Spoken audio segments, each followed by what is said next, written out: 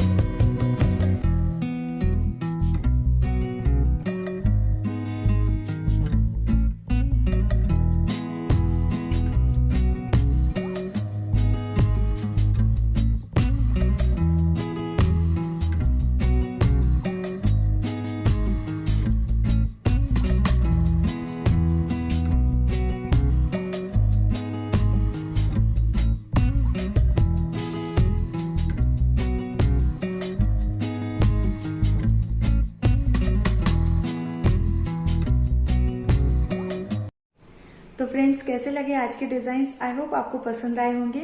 अगर आप इसी तरह की और वीडियो देखना चाहते हैं तो मुझे कमेंट सेक्शन में ज़रूर लिख के बताएं। और अगर आज की वीडियो आपको अच्छी लगे तो इसे लाइक ज़रूर कर दीजिएगा, अपने फ्रेंड के साथ भी ज़रूर शेयर कीजिए और चैनल को सब्सक्राइब करना मत भूलिए। हम फिर मिलेंगे अपनी अगली क्रिएशंस में। वीडियो देखने के लिए बहुत बहुत शुक्रिया।